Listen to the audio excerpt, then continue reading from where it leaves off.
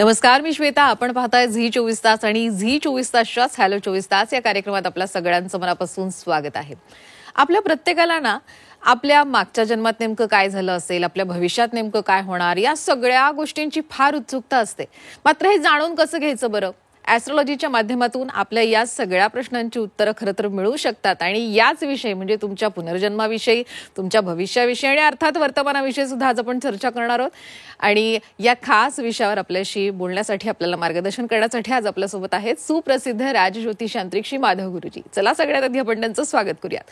नमस्कार गुरुजी, आपलं स्वागत आहे. साईराम. आदेश.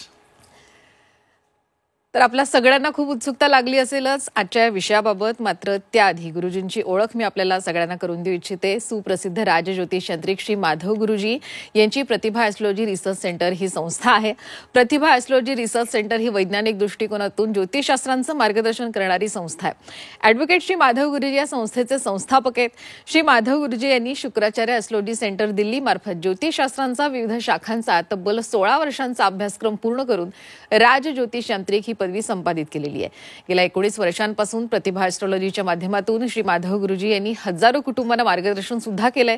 श्री माधव गुरुजी यांना ज्योतिष विद्या शास्त्रांची 7 पिढ्यांची म्हणजे 350 वर्षांची परंपरा लाभलेली आहे. सूक्ष्म रिडिंग, कुंडली मार्गदर्शन, वास्तुदोष निवारण, प्रश्नकुंडली, पंचयाग, महालय श्राद्ध या विविध सेवांसोबतच आध्यात्मिक साधनेसहित धार्मिक यात्रा प्रतिभा ॲस्ट्रॉलॉजीच्या माध्यमातून आयोजित सुद्धा केल्या जातात. चारधाम यात्रा, नर्मदा परिक्रमा, तिरुपती कोल्हापूर यात्रा, हंपी यात्रा, पंढरपूर यात्रा, गिरनार यात्रा, कैलास मानसरोवर यात्रा अशा विविध यात्रा वर्षभरामध्ये नियोजित केल्या जातात. स्वतः ॲडव्होकेट माधव गुरुजी या यात्रेमध्ये देवदर्शनासोबतच सर्व आवश्यक आध्यात्मिक विधी सुद्धा सर्व यजमानांकडून करवून घेतात, जेणेकरून त्यांच्या आयुष्यातील अडचणींवर ते सहज मात करू शकतील आणि सुखाचा मार्ग सुद्धा त्यांचा मोकळा होईल. पनवेल या सेंटरवरती सोमवार, मंगळवार, शुक्रवार या दिवशी तर प्रत्येक शनिवारी दादर आणि रविवारी पुणे इथं आपण गुरुजींना भेटू शकता. तसंच गुरुजींचं शिक्षण क्षेत्रात सुद्धा मोठं योगदान आहे. त्यांची बाबा इंटरनॅशनल नावाची स्वतःची CBSE स्कूल आहे. श्री माधव गुरुजी यांची एक वेगळी ओळख मला आपल्याला इथे करून द्यायची, ते म्हणजे ते नर्मदा तटवासी सुद्धा आहेत. ओंकारेश्वरला त्यांचा स्वतःचा माधव स्पर्श शक्तीपीठ प्रतिष्ठान नावाचा आश्रम सुद्धा आहे. अध्यात्माचा प्रचार करणं हाच यामागचा हेतू आहे. सुनीता उल्हास गोरक्षणी या गोशाळेच्या माध्यमातून गोमातेच्या सेवेसाठी सुद्धा माधव स्पर्शच्या माध्यमातून मोठ्या प्रमाणात काम सुरू असतं. चला तर मग आजच्या या विषयाला आपण सुरुवात करणार आहोत. गुरुजी, आजचा विषय खूप इंटरेस्टिंग आहे. सगळे प्रेक्षक सुद्धा आता त्यांची उत्सुकता पणाला लागली असेल, कारण पुनर्जन्माविषयी आपण बोलणार आहोत. तर प्रत्येकाचा पुनर्जन्म असतो आणि तो प्रत्येकाला जाणून सुद्धा घ्यायचा असतो. भूत, भविष्य आणि वर्तमान या तिन्ही विषय जर जाणून घ्यायचं असेल तर सूक्ष्म रिडिंग करावं असं आपल्याकडनं आम्ही अनेकदा ऐकलेलं आहे. तर मुळात सूक्ष्म रिडिंग म्हणजे काय हे थोडंसं आपल्या प्रेक्षकांना सांगाल का, आणि त्याची मुख्य पीठिका काय असते? मॅडम, सर्वप्रथम उद्याच्या विजयादशमीच्या आपल्या झी 24 तासच्या सर्व प्रेक्षकांना खूप खूप शुभेच्छा. आणि अगदी म्हणजे की असं आहे की विजयादशमीच्या दिवशी सीमा उल्लंघन करायचं असतं. आणि ॲस्ट्रॉलॉजीमध्ये असं आहे की खरंच अमर्यादित आहे. म्हणजे की ज्यावेळेला एखादा ॲस्ट्रॉलॉजर म्हणजे की त्याला विचारलं जातं की तुम्ही काय करता, त्यावेळेला तो म्हणतो की मी ॲस्ट्रॉलॉजी प्रॅक्टिस करतो. तर खरोखरी हा विषय इतका अमर्याद आहे ना की हा पुरा करणं एका जन्माचं काम नाही आहे. म्हणजे की ह्याच्यामध्ये तुम्ही भविष्यामध्ये कुठपर्यंत जाऊ शकता, तर पुढचा तुमचा कुठला जन्म तुम्हाला मिळणार आहे इथपर्यंत जाऊ शकता. आणि पाठीमागे कुठपर्यंत जाऊ शकता, तर पाठीमागे तुमचा पाठीमागचा जन्म काय होता याचं सुद्धा तुम्ही आकलन करून घेऊ शकता. आता याच्यामध्ये प्रत्येक वेळेला की माझा राजज्योतिष यांत्रिक पूर्णपणे सिलेबस कंप्लीट झाला आहे, की त्याच्यामधली डिग्री माझ्याकडे आहे, मी राजज्योतिष यांत्रिक आहे. त्याचबरोबर आमची परंपरा जी आहे ही 350 वर्षाची परंपरा आहे. म्हणजे तर आमच्या 7 पिढीमध्ये मी आता 7 जनरेशन आता रनिंग आहे. म्हणजे मी 7वा वंशज गादीवरती आहे.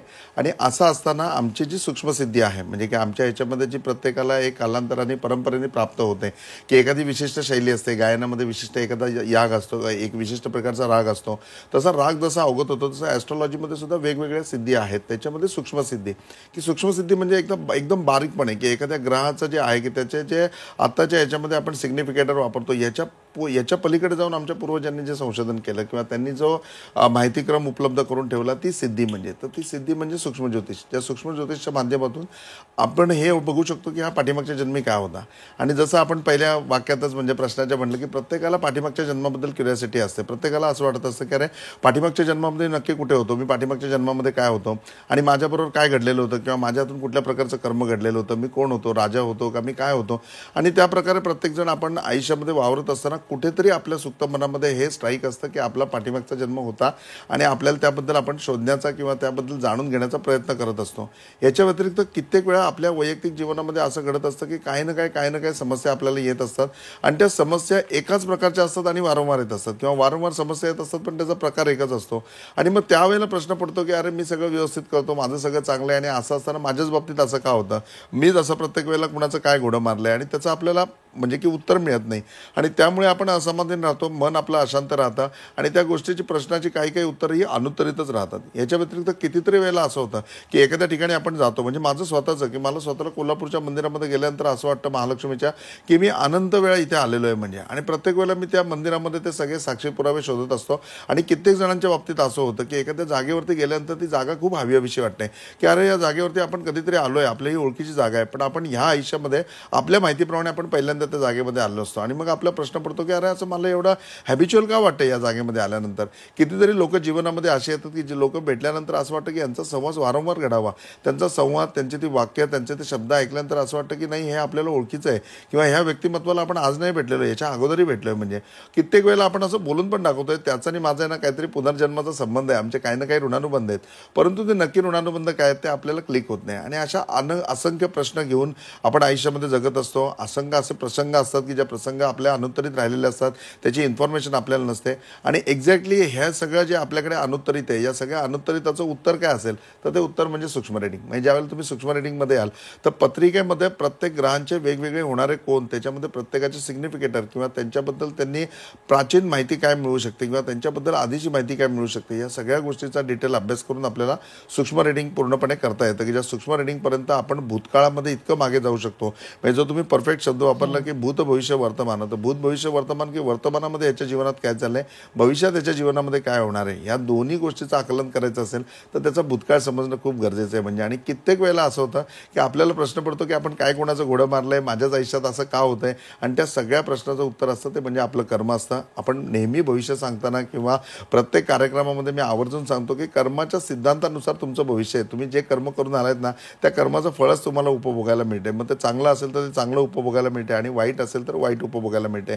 हा फक्त हे सगळं काळाच्या ओघात बांधलेलं आहे आणि काळाच्या ओघामध्ये बांधलेला असताना तो काळ आपल्याला वाचता येतोय किंवा आपण वाचून दाखवता येतं, एवढंच ह्याच्यामधला आपला रिसर्च आहे किंवा एवढाच ह्याच्यामधला आपला अभ्यास आहे. बाकी सगळ्या गोष्टी या पहिल्यापासून ठरलेल्या आहेत. मग नक्की आपल्या आयुष्यामध्ये हे कर्म आपण काय केलंय, कुठल्या कर्माचा आपल्यावरती दोष लागलाय, तो कर्माचा दोष आपल्याला माहिती होतो. म्हणजे सूक्ष्म रेटिंग केल्यानंतर आपली कन्सेप्ट इतकी क्लिअर होते की आपल्याला जो प्रश्न पडलाय ना की माझ्या बाबतीतच असं का होतं, प्रत्येक वेळेला मीच प्रत्येक ठिकाणी दोषी आहे का, खरंच माझ्या काय चुका आहेत का, आणि असंख्य प्रश्नांची उत्तरं एका मिनिटात आपल्याला मिळतात. आणि मग कुठेतरी एक समाधान प्राप्त होतं की हां ह्या आहे माझंच कर्म आहे, मी असं चुकीचं माझ्या हातून घडलंय आणि आता त्याचं हे संपूर्ण फल मी उपभोगतोय. आणि मग त्याच वेळेला असं होतं की मग आता ह्या सगळ्या गोष्टींवरती उपाय म्हणून काय आहे, तर ते सूक्ष्म रेटिंग इतकं म्हणजे की परिपूर्ण आहे की त्याच्यामध्ये त्याचे उपाय सुद्धा दिले जातात. आणि ते उपाय इतके सोपे आहेत की प्रत्येक उपाय तुम्ही सुद्धा स्वतः करू शकता किंवा मग ॲस्ट्रॉलॉजी आणि या बाकी सगळ्या सेक्टरच्या माध्यमातून तुम्ही त्याच्यामध्ये परिपूर्ण करू शकता. डिपेंड आहे, असेही उपचार आहेत की जे तुम्ही स्वतःही करू शकता. आणि त्यामुळे प्रत्येकाने सूक्ष्म रेटिंगचा लाभ घेतला पाहिजे, जेणेकरून हे जे अनुत्तरित प्रश्न आहेत ते प्रश्न पूर्णपणे उत्तरित होतील आणि कितीतरी समस्या आपल्या आयुष्यामध्ये असतील की ज्या आयुष्यामधल्या समस्या आपल्याला पूर्णपणे सुटून जातील. प्रत्येक वेळेला असं वाटतं की अरे माझ्या राशीला सगळेजण युट्यूबवर मी ऐकतो माझ्या राशीला एवढे चांगले ग्रह मानत, पण प्रत्यक्षामध्ये माझ्या बाबतीत तर उलटच घडते. अनेक जणांना तुम्ही विचारलं का मिथुन रास कशी चालले, तुम्ही युट्यूबवरती ऐकायला अरे मिथुन रास खूप फॉर्ममध्ये चालले, पण प्रॅक्टिकल तो म्हणतो की मला असे माझी कालच जॉब गेलाय, माझी आत्ताच नोकरी गेली, मग माझ्या आयुष्यामध्ये हे का घडतंय. मग या सगळ्या प्रश्नाची उत्तर हवी असतील तर ती 100% तुमच्या कर्माशी बांधलेली आहेत आणि तुमचं कर्म तुम्हाला जाणून घ्यायचं आहे. आणि ते जाणून घ्यायचं नाव जे असेल ते म्हणजे सूक्ष्म रेटिंग आहे. ही सूक्ष्म रेटिंगची मुख्य पेटिका आहे. नाही, खूप छान पद्धतीने सूक्ष्म रेटिंग बद्दल खरं गुरुजींनी आपल्याला सांगितलेलं आहे. तुम्हाला सुद्धा तुमचं सूक्ष्म रेटिंग करून घ्यायचं असेल तर प्रत्यक्ष माधव गुरुजींना भेटावं लागेल. आणि प्रत्यक्ष जर माधव गुरुजींना भेटायचं असेल तर पनवेल, दादर आणि पुणे या तिन्ही सेंटरवर तुम्ही त्यांना भेटू शकता. आता गुरुजी, तुम्ही आत्ताच म्हणालेला आहात की कर्माच्या सिद्धांतानुसार कर्मदोष असतात आणि त्याचा परिणाम प्रत्येकाच्या आयुष्यावर होतो आणि त्यानुसार समस्या सुद्धा प्रत्येकाला त्याच्या आयुष्यामध्ये फेस कराव्या लागतात. आता लग्न हा जर आपण विषय घेतला तर लग्न न होणं असेही आपण केसेस पाहिलेले आहेत आणि एकाच व्यक्तीची 4 लग्न होणं असं सुद्धा झालेलं आहे. आता या संपूर्ण पार्श्वभूमीवर मग आपण पुनर्जन्मामध्ये जे काही कर्मदोष असतात त्याचा हा परिणाम आहे असं म्हणायचं का, आणि मग सूक्ष्म रिडिंगद्वारे मग त्यावर काही उपाय सुद्धा करता येऊ शकतील का? मॅडम सूक्ष्म रेटिंगचा एक्झॅक्टली तुम्ही विचारला ना त्याचप्रमाणे वापर आहे. कारण आता पत्रिका म्हणजे की आता आयुष्यामध्ये असं आहे की माझी पत्रिका भरपूर जणांना मी दाखवली. प्रत्येकाने माझं ग्रहमान बघितलंय, मी न्यूमरोलॉजी बघून झाली आहे, माझी ॲस्ट्रॉलॉजी बघून झाली आहे. त्याच्यानंतर कित्येक मोठ्या लोकांना मी मार्गदर्शनामध्ये विचारलंय, त्यांनी मार्गदर्शन करून झालंय. आणि अशा परिस्थितीमध्ये असताना सुद्धा एखाद्या व्यक्तीकडे ही समस्या आहे की त्याचं लग्न जमत नाहीये. म्हणजे मग त्याचं लग्न जमत नाही तर त्यांनी काय करावं. आणि आता तो खरोखरी कंटाळलाय सगळ्या गोष्टीमध्ये जाऊन की आता कुठे जायचं आणि त्याच्यावरती उपाय ऐकायचे. तर मग माझं लग्न का जमत नाही. वास्तविक पाहता लग्न जमण्याकरता ज्या आवश्यक गोष्टी आहेत की बाबा सर्वसाधारणमध्ये मी दिसायला चांगला आहे, माझं पॅकेजसुद्धा चांगलं आहे, याच्या व्यतिरिक्त माझं फॅमिली पण चांगली आहे, फॅमिली बॅकग्राऊंड चांगली आहे, माझं स्वतःचं घर आहे, मग या सगळ्या गोष्टी असताना लग्न का जमत नाही आहे. परत ॲस्ट्रॉलॉजीबाबत मी म्हणायचं म्हटलं तर माझ्याच डेट ऑफ बर्थचे किती लोक माझ्या वर्गातले मित्र होते, आज त्यांच्या लग्न होऊन त्यांचे 2-2 मुलं आहेत. किंवा प्रत्येकाच्या बाबतीमध्ये बघितलं तर त्यांचं लग्न झालेलं आहे. माझ्या बर्थ इयरमधले लोक जन्माला आले, त्यांचं तर प्रत्येकाचं लग्न झालं आहे. मग माझं का होत नाही. म्हणजे त्यांची माझी ग्रहस्थिती एक आहे. ती ग्रहस्थिती एक आहे, ज्या डेट ऑफ बर्थ एक असताना ते माझ्या बरोबरचे माझे 2 चांगले मित्र आहेत, त्यांची लग्न झाली आणि माझं अजून लग्न होत नाही. मग माझं लग्न का होत नाही त्याच्या मनामध्ये एक म्हणजे की समस्या आहे त्याची, किंवा त्याचं त्याला उत्तर हवं आहे. ज्यावेळेला तो सूक्ष्म रेटिंगमध्ये येईल त्यावेळेला सूक्ष्म रेटिंगमध्ये कळेल की त्याचं लग्न का डिले होते. आता ह्या प्रकारची जर एखादा व्यक्ती त्याच्यामध्ये आला आणि त्याचं जर सूक्ष्म रेटिंग केलं तर याच्या अगोदर हा प्रश्न बऱ्याच जणांनी घेतलेला आहे. म्हणजे की हा प्रश्न भरपूर लोकांचा असतो की माझं लग्न जमत नाही. मग त्याच्यामध्ये लेडीज पण आहे, जेंट्स पण आहे. मग त्याचं सूक्ष्म रेटिंग करतं त्यावेळेला त्याच्या लक्षात येतं की पाठीमागच्या जन्मामध्ये तो वडील बंधू होता. म्हणजे एखाद्या कुटुंबामधला तो मोठा भाग होता. आता पूर्वी कसं असायचं की अष्टपुत्र सौभाग्यवती भव आशीर्वाद असायचा. त्याच्यामुळे 7-8 मुलं घरामध्ये असायची. मग मुलं असायच्या, मुली असायच्या. त्याच्यामध्ये हा वडील बंधू होता. म्हणजे त्याच्यामध्ये हा मोठा होता.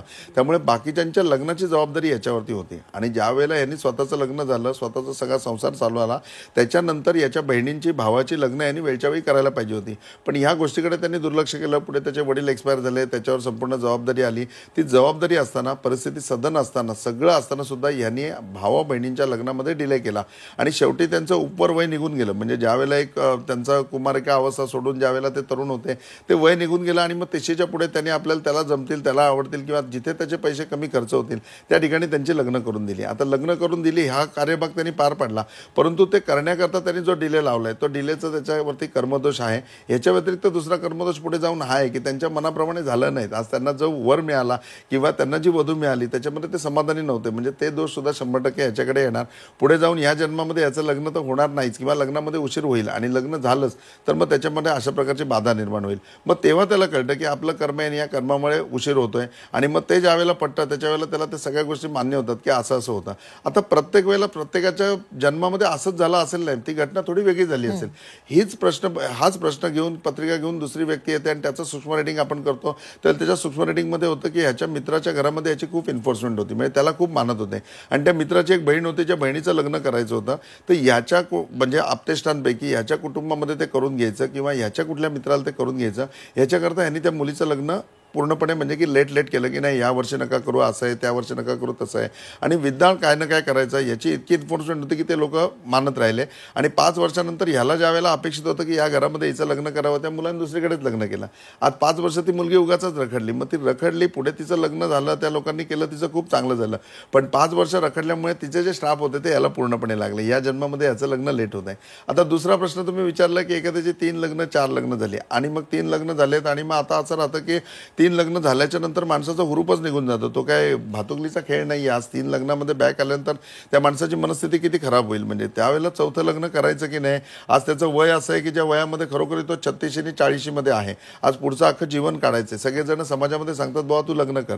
आणि मग एकीकडे लाजही वाटते, एकीकडे म्हणजे की पूर्णपणे कॉन्फिडन्सही गेलेला असतो. अरे 3 वेळा असं झालं, 4थ्यांदा काय होईल. आणि मग तो बघायला आलाय. मग त्यावेळेला त्याच्यामध्ये पूर्णपणे लक्षात येतं की याच्या पाठीमागच्या जन्मामध्ये हा एक व्यापारी होता. त्यावेळेला व्यापार करायला इकडे तिकडे फिरत होता. त्यावेळेला 1-2 वर्ष कुठे थांबण्यामध्ये आलं.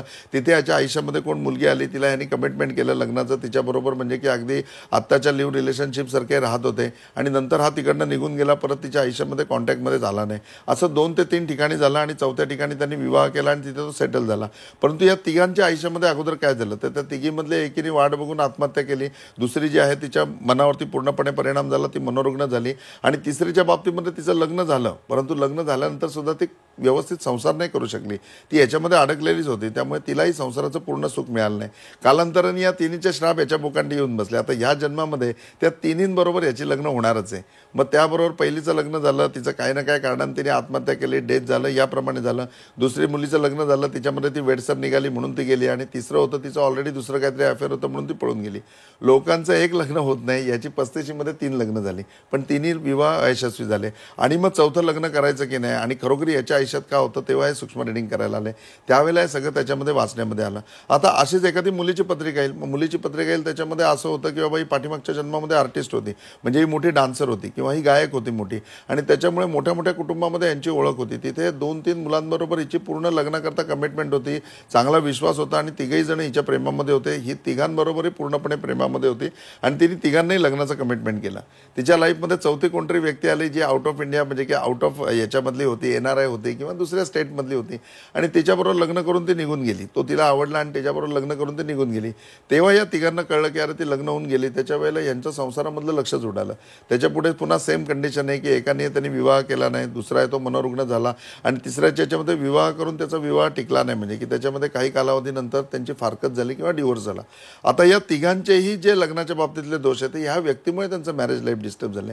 मग तिचे श्राप याच्यावरती होते. मग ह्या जन्मामध्ये असं होतं की हिचं लग्न व्हायचं, लग्न होऊन त्या घरी जायचे आणि मग त्या मुलाचा काही ना काही प्रॉब्लेम निघायचा की कुठे ह्या याच्यामध्ये त्याला सेक्स्युअल प्रॉब्लेम आहे, दुसऱ्या याच्यामध्ये कुठे गेलं तर त्याचं पटत नाही किंवा तो मनोरुग्ण आहे म्हणून ती बॅक आली, तिसऱ्या याच्यामध्ये गेलं तर तिसऱ्या याच्यामध्ये कळलं की तो ऑलरेडी कुठेतरी कमिटेड आहे, त्यामुळे त्याचं संसारात लक्ष नाही. ही 3 संसारामधनं बॅक आली. आता याच्यामध्ये हिची काहीच चूक नाही आहे, हिच्या दृष्टिकोनातून सगळं व्यवस्थित आहे, ती तिच्या जागेवर चांगली आहे, परंतु कर्माचा दोष आहे आणि ह्या कर्माच्या दोषामुळे ते भोगावं लागतं आहे. मग असं ज्या वेळेला येतं त्यावेळेला सूक्ष्म रिडिंगमध्ये जसं पहिली समस्या आहे की त्याचं लग्न जमत नाही, मग त्याच्याकरता सुद्धा उपाय. एखाद्याचं असं आहे की त्याचे असे 2 लग्न 3 लग्न होऊन त्याच्यामधनं तो बॅक टू पॅव्हिलियन आला आहे आणि आता तिचं लग्न जमवायचं आहे किंवा त्याचं लग्न जमवायचं आहे, मग त्यांनी करायचं की नाही. मग ते करत असताना हे जे कर्मदोष आहेत, ह्या कर्मदोष जे आहेत ते श्राप आहेत, हे श्राप पूर्णपणे तुमचे गेले पाहिजे, तेवढं पुण्य तुमच्यामध्ये जन्म यायला पाहिजे. तर याच्याकरता एक शिवशक्ती याग हा त्याच्यामध्ये सूक्ष्म रिडिंगमध्ये येतो. म्हणजे सूक्ष्म रिडिंगमध्ये एखादी गोष्ट का होते, तुमच्या पाठीमागच्या जन्माचं काय कर्म आहे, तुमचे काय श्राप त्याच्या पाठीमागे आहेत, हे तर तुम्हाला पूर्णपणे डिटेलमध्ये येणार, पण त्याच्याबरोबर आवर्जून ही गोष्ट येईल की तुमच्या आयुष्यामध्ये असं का घडतंय. आणि ज्या वेळेला तुम्हाला माहिती होईल की या कारणामुळे माझ्या आयुष्यामध्ये घडतंय, ती कुंडली तुम्हाला पूर्णपणे उपाय पण सांगते. प्रश्न कुंडली तुम्हाला पूर्णपणे उपायाच्या बाबतीमध्ये मार्गदर्शन करते. मग याच्यामध्ये मार्गदर्शन काय येतं, तर मार्गदर्शनामध्ये असं येतं की तुम्ही शिवशक्ती नावाचं यज्ञ आहे तो यज्ञ करा. मग याच्या काही संख्या असतात, कधी 7 करा, कधी 5 करा, कधी 3 करा, हे त्याच्या कर्मदोषांवरती डिपेंड आहे. आपल्या मर्जीवरती नाही की त्यांनी एवढे करायचे. तर त्याच्यामध्ये येणार आहे की 5 करा, 7 करा, 9 करा, 11 करा, आणि मग त्याच्याबरोबर हे यंत्र लावा, आणि या यंत्राच्या व्यतिरिक्त अजून काही त्यांना वस्तू असेल, मग रुद्राक्ष असेल, पवळा असेल, तर त्याप्रमाणे पूर्णपणे मार्गदर्शन केलं जातं. आणि याकरता एक्सपर्ट टीम आपल्याकडे पूर्णपणे आहे की त्याप्रमाणे पूर्णपणे त्यांचं जे काही कर्म आहे की जे कर्म केल्यानंतर त्या शापातून ते विमुक्त होणार आहे, त्यांचा दोष निघून जाणार आहे, ते पूर्णपणे आपण खात्रीलायक त्यांना करून देऊ शकतो. आणि मग ते पूर्णपणे आपण करूनही देतो. म्हणजे हे उपाय नुसते माहिती पडत नाही तर तुम्ही करूनही घेऊ शकता. कित्येक वेळेला असं होतं की त्याच्यामध्ये काही यात्रा करायच्या येतात आणि मग आपण जो यात्रांचा उपक्रम आहे की आपण धार्मिक आध्यात्मिक यात्रा करतो ते अशाच सुरू झाल्यात की सूक्ष्म रिडिंगमध्ये कुणाचं आलं की तुम्ही दत्तपीठ यात्रा करा, आणि मग दत्तपीठ यात्रा तो म्हणला मी कसं जाऊ, काय जाऊ. मग पहिले आपण त्यांना माहिती सांगायचो, मग नंतर ते म्हणले अहो तुम्हीच करा ना, मग दत्तयाग पण तुम्हीच करून द्या. मग त्यावेळेला हा उपक्रम चालू झाला. तर अशा माध्यमातून काही जणांच्या यात्रा असतील तर ते यात्रा आम्ही करतो, या माध्यमातून काही जणांचे याग करायचे असतील तर ते याग आपण करतो, आणि निश्चितपणे त्याचं पूर्णपणे फलित प्राप्त होतं. याचा अनुभवसुद्धा घेतलेला आहे आणि प्रत्येकाने या गोष्टीचा अनुभव घ्यावा, का तर प्रत्येकाचा पुनर्जन्म आहे, आणि जर पुनर्जन्म आहे तर प्रत्येकाचा कर्माचा जसा चांगलाही भाग असेल तसा काही भाग श्रापाचाही असेल, काही भाग दोषाचाही असेल. आपला श्राप आपला दोष आपण जर जाणून घेतला आणि त्याच्यावर उपाय केले तर निश्चितपणे आपलं आयुष्य सुखी होऊ शकतं, आणि आपण ज्या काही उद्देशाने या जन्माला आलेलो आहे तो उद्देश आपण निश्चितपणे पूर्ण करू शकतो. आनंदी आयुष्य जगू शकतो, तणावमुक्त आयुष्य जगू शकतो, आणि प्रत्येक गोष्टीमध्ये आपण काहीतरी नवीन विचार करू शकतो. आहे त्या गोष्टीमध्ये न अडकता त्याच्यातून आपण पूर्णपणे बाहेर पडलेलो असू. आपल्या प्रेक्षकांना मला सांगायचं की आपल्याला जर सूक्ष्म रिडिंग करून घ्यायचं किंवा गुरुजींचं मार्गदर्शन हवं असेल तर आपल्याला त्यांना प्रत्यक्ष भेटावं लागेल. यासाठी पुणे, दादर आणि पनवेल या 3 सेंटरवर आपण येऊ शकता. पण गुरुजी समजा सूक्ष्म रिडिंग करण्यासाठी काही जणांना यायची इच्छा आहे पण ते त्यांना भेटणं शक्य नाही किंवा वेळेअभावी ते करणं शक्य नाही, तर अशा सगळ्यांसाठी मग आणखीन काही वेगळा मार्ग आहे का? हा प्रश्न खूप सुंदर आहे मॅडम, कारण प्रत्येक वेळेला असं होतं की सूक्ष्म रिडिंग आहे ना, हे बाकी ज्योतिषप्रमाणे नाहीये. म्हणजे की आज ज्या वेळेला आपण प्रोफेशनल लेवलला बसतो किंवा अपॉइंटमेंट देतो किंवा औरंगाबादवरनं एखादा माणूस येतो ज्यावेळेला तुमची अपॉइंटमेंट घेऊन, आणि तो समोर बसल्यानंतर जर आपण त्याला सांगितलं की नाही नाही, तुम्हाला चंद्रबळ नाहीये, त्यामुळे तुमचं भविष्य बघितलं जाणार नाही, तुम्ही नंतर या, तर त्या माणसाचाही दिवस वाया जाईल आणि आपल्याला सुद्धा कुठेतरी असं होईल की ज्या कार्याला आपण बसलोय ते कार्य करता येत नाही. परंतु हे सूक्ष्म रिडिंगमध्ये कंपल्शन आहे की त्याला चंद्रबळ असायला पाहिजे. त्याचबरोबर म्हणजे की त्याला ज्यावेळेला चंद्रबळ असेल आणि त्यावेळेला आपण त्याला ते वाचन करून दाखवू, त्यावेळेला ते पूर्णपणे वाचन त्याला पटेल आणि तो त्याच्यामध्ये काही ना काही करू शकतो. त्याच्यामधले उपाय आहेत ते उपाय करू शकतो किंवा त्याला त्याचं पूर्णपणे आकलन होऊ शकतं.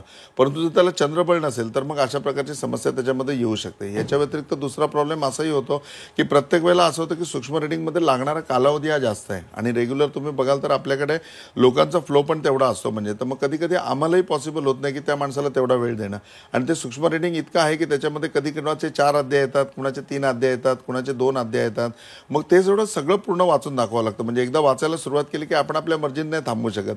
जर त्याचे 4 अध्याय असतील तर 4च्या 4 अध्याय तुम्हाला पूर्णपणे वाचून दाखवायचे, तुम्हाला त्याच्यावरती मार्गदर्शन करायचं आहे आणि मग तुम्ही पूर्णपणे सॅटिस्फाय झाल्यानंतर तो भाग संपणार आहे. म्हणजे त्याच्यामुळे त्याला निश्चितपणे वेळ लागतो. कधी कधी असं असतं की आपल्या कामामुळे पण आपल्याला वेळ नसतो किंवा ज्या वेळेला त्याला चंद्रबळ अवेलेबल असतं त्यावेळेला तो अवेलेबल नसतो की तो समोर बसू शकत नाही. मग अशा वेळेला सूक्ष्म रिडिंगचा लाभ कसा घ्यायचा, तर आपण त्याच्याकरता लाल किताब कुंडली सुरू केली की लाल किताब कुंडलीमध्ये याच्यामधला बराचसा भाग येतो. आणि लाल किताब कुंडली बनवल्यानंतर दुसरं पार्ट असं आहे की ती पत्रिका प्रॉपरली तुमची मुहूर्तावर काढली जाते. म्हणजे तुम्ही आज पत्रिका बनवायला दिली, पूर्ण रक्कमसुद्धा अदा केली, तरीसुद्धा जेव्हा तुमचं चंद्रबळ आहे म्हणजे की त्या प्रॉपरली आठवड्यामध्ये किंवा त्या 2-3 दिवसामध्ये जेव्हा तुम्हाला चंद्रबळ पूर्णपणे आहे त्यावेळेला ती कुंडली प्रिपेअर केली जाते. आता ही कुंडली नॉर्मली जसं आहे तसं कॉम्प्युटर प्रिंट आहे पूर्णपणे, पण ही प्रिंट कॉम्प्युटर जरी असली म्हणजे तरी त्याच्यामधलं जे काही त्या म्हणजे बनवलेलं पॅकेज आहे किंवा त्याच्यामध्ये जे काही माहिती आहे ती आपण पूर्णपणे संग्रहित करून आपल्या एक्सपिरियन्सप्रमाणे केलेली आहे. तिसरा भाग असा आहे की तुमची कुंडली प्रिंट झाल्याच्या नंतर पूर्णपणे ते कुंडली पूजा केल्याचं पेज वरती येतं. त्याच्याबरोबर कमीत कमी 2 पेज माझी त्याच्यामध्ये येतात, ज्याच्यामध्ये माझ्या हँडरायटिंगमध्ये मी तुम्हाला पूर्णपणे माझं जे ओपिनियन आहे ते ओपिनियन तुमच्याबद्दल देतो. त्याच्यामध्ये आवर्जून तुमच्या कर्माच्या दोषाचा उल्लेख केलेला असतो, तुमच्या पुनर्जन्माचा उल्लेख केलेला असतो आणि ह्याच्यामध्ये हे जीवन जगत असताना तुम्हाला प्लस पॉईंट काय आहेत. म्हणजे असं नाही की प्रत्येकाच्या कर्माचा दोषच असेल, प्रत्येकाच्या कर्माचा श्राप असेल, परंतु तुमच्या कर्माचा काही प्लस पॉईंट पण असतील, तुम्हाला काही ब्लेसिंग पण असतील. याच्या व्यतिरिक्त विशेष असे काही अधिकार सुद्धा तुम्हाला या जन्मामध्ये असतील तर त्याचं सुद्धा आकलन करून ते तुम्हाला स्पेशली नोटिंग करून दिलं जातं. समजा वेळेअभावी किंवा अन्य कुठल्या कारणाने आपण सूक्ष्म रिडिंग करता भेटलो नाही तर निश्चितपणे तुम्ही कुंडली प्राप्त करून घेऊ शकता. जी लाल किताब कुंडली हिंदीमध्ये येते, पण माझं ओपिनियन मी आवर्जून मराठीमध्ये लिहून देतो. हिंदी भाषिक असेल तर त्याला हिंदीमध्येही देतो, इंग्लिशमध्येही देतो, पण मराठीमध्ये प्रॉपरली त्याचं पूर्णपणे येतं. आणि मग तुमच्याकडे 3 ओपिनियन राहतात. म्हणजे लाल किताब कुंडलीप्रमाणे एक ओपिनियन, त्याच्याचबरोबर तुमची पत्रिका आहे म्हणून याचा एव्हिडन्स म्हणून एक डॉक्युमेंट असतं आणि याच्याबरोबर प्लस माझं स्वतःचं ओपिनियन त्याच्यामध्ये येतं. म्हणजे ही कुंडली प्राप्त करून झाल्यानंतर तुम्हाला कर्मदोष, तुमचा पुनर्जन्म आणि याच्या व्यतिरिक्त बाबतची जेवढी उत्सुकता आहे ती उत्सुकता पूर्ण होईल. ह्या जन्मामध्ये तुम्हाला काय कर्मकांड करायचं त्याची तुम्हाला माहिती होईल आणि त्याचबरोबर सूक्ष्म रिडिंग झाल्याचं एक समाधान आयुष्यभर तुमच्या बरोबर राहील. अगदी गुरुजी, खरंच खूप छान मार्गदर्शन केलं. इथे आलात त्याबद्दल आपले मनापासून आभार. साईराम, आप सबकी भली करे. गुरु गोरक्षनाथ आप सबकी भली करे. आप सबका जीवन मंगलमय हो. ओम साईराम. यानंतर या कार्यक्रमात आपण इथेच थांबतोय. कुठे जाऊ नका, पाहत रहा झी 24 तास.